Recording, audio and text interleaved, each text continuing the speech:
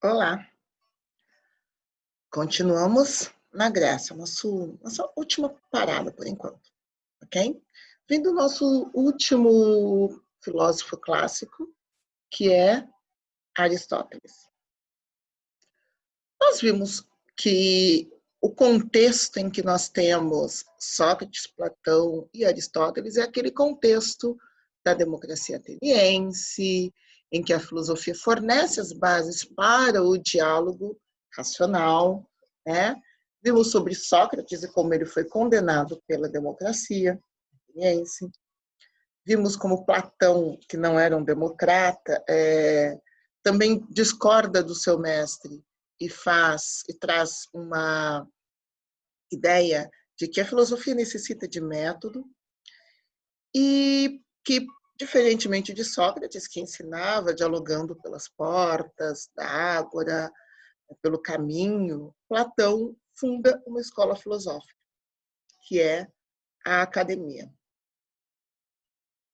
Agora nós chegamos a Aristóteles, que foi discípulo de Platão. Vamos ver? Aristóteles era macedônio. Essa é uma informação importante para a gente aqui, tá? Que ele era de Estagira, na Macedônia. Ele não é ateniense. Ele era provavelmente médico de uma dinastia de mais de 100 anos de médicos, inclusive filho de Nicômacos, que é o médico e amigo pessoal de Amintas, que é rei da Macedônia.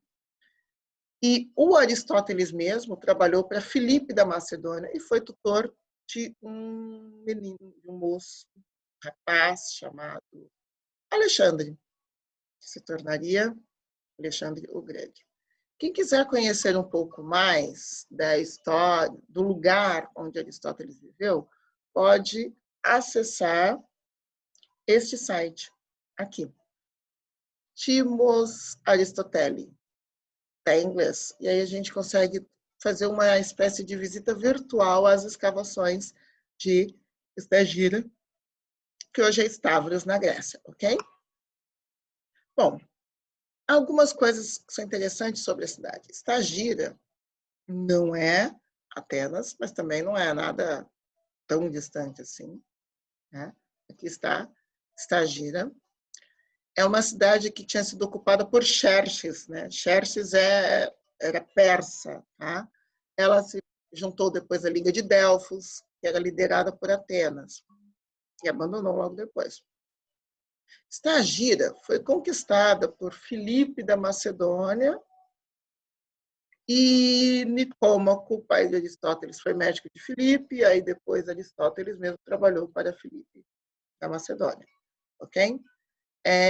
Então, aqui está Estagira. A gente pode ver que ela está ainda próxima de Abdera, mas essas distâncias mais ou menos 300 quilômetros. Né? Aqui está, olha, Atenas, então, Estagira e Atenas estão aqui, ok?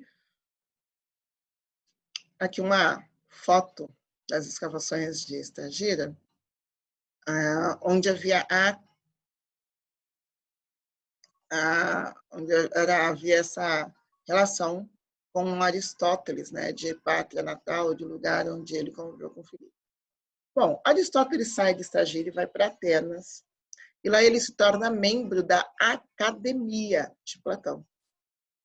A Academia de Platão, que tinha cursos abertos para o grande público e cursos fechados. Mas ele criticou o platonismo e rejeitou essa divisão entre mundo sensível, concreto, e mundo das ideias como mundos separados, mundo sensível como inferior, mundo das ideias como superior. Ele criticou isso.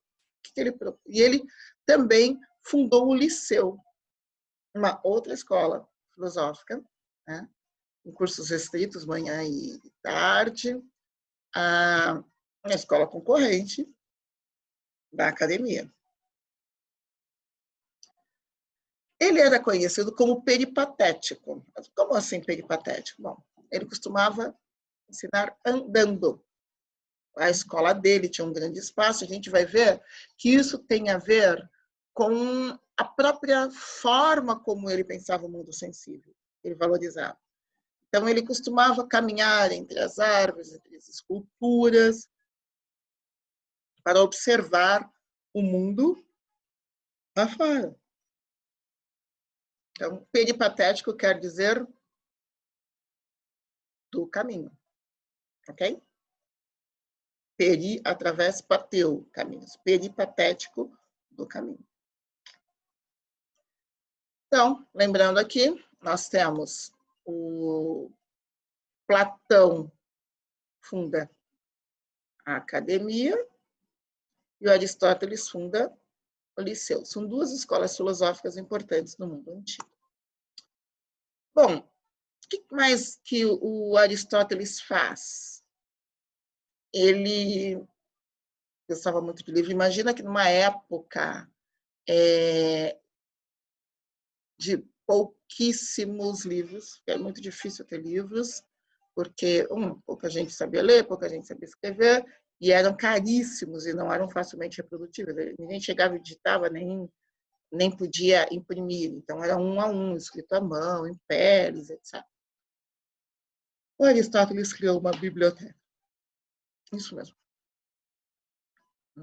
E um sistema de classificação, porque ele tinha muitos livros. Isso valia muito. Ele gastou muito dinheiro em livros. E o primeiro zoológico, o primeiro grande zoológico.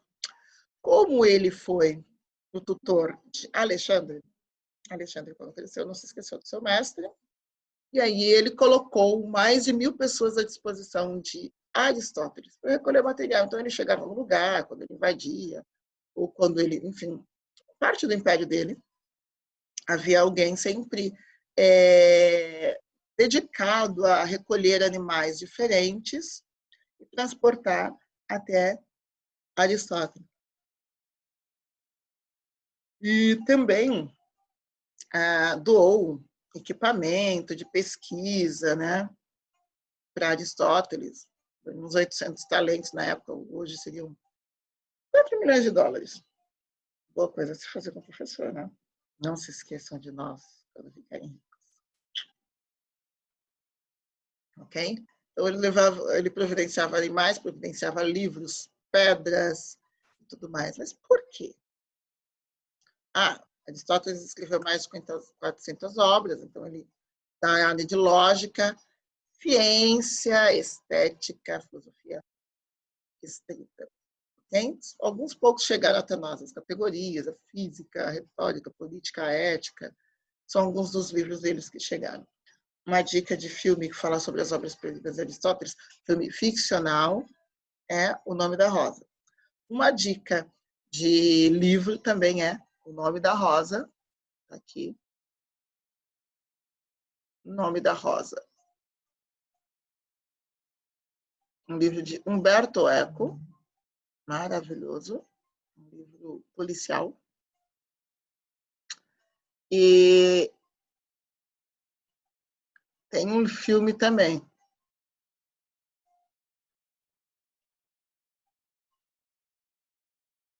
Filme de mistério.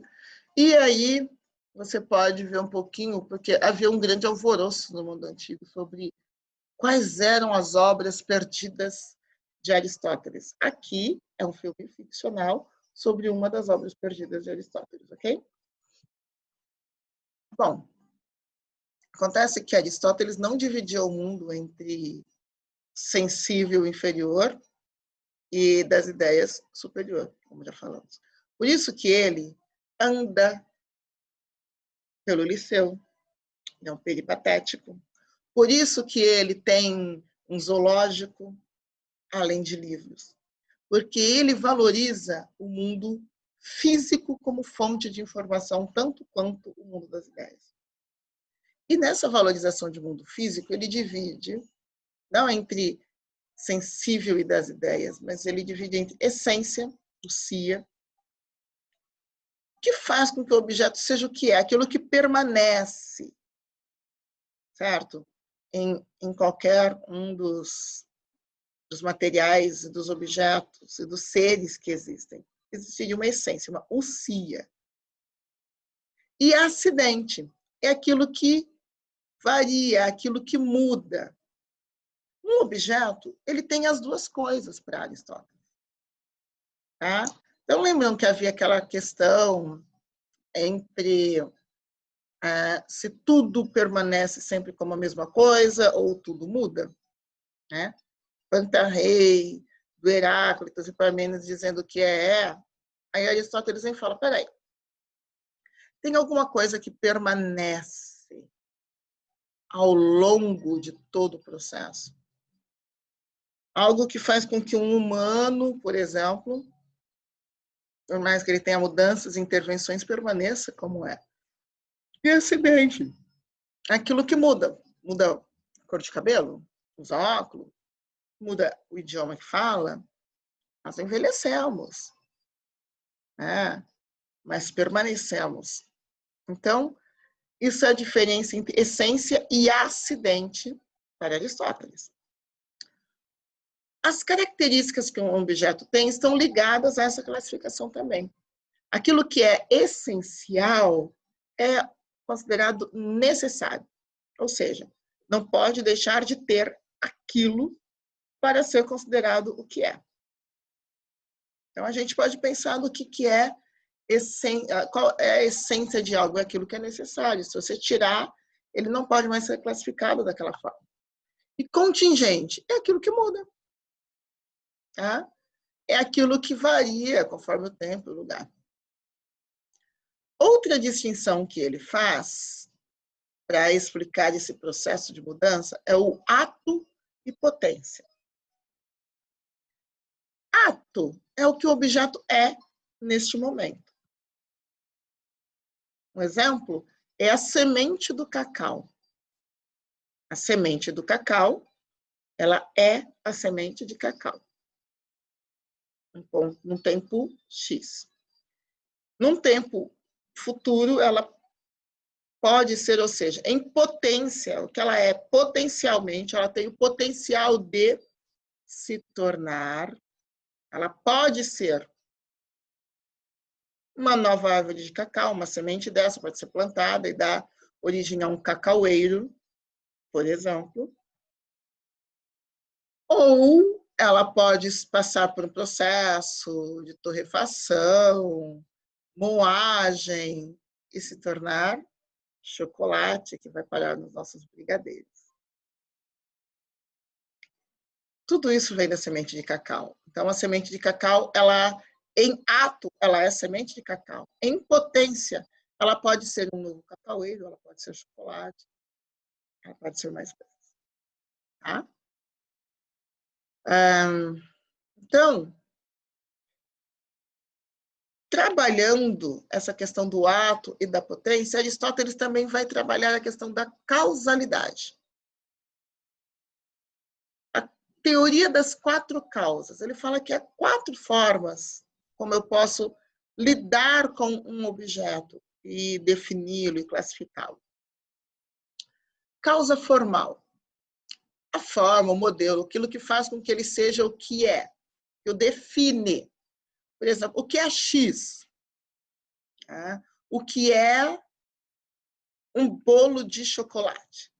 O que é algo? É um bolo de chocolate, eu defini. É um bolo de chocolate, ok. Causa material, o elemento que o constitui, ou seja, do que é feito. Então, se eu pegar o exemplo do bolo de chocolate, eu pergunto de que é feito o bolo de chocolate? Qual é o material dele? Ele leva ovos, leva farinha, leva cacau, chocolate. O que ele leva? Do que ele é feito? Causa eficiente, a fonte da mudança, ou seja, como é que foi a transformação, como é o processo.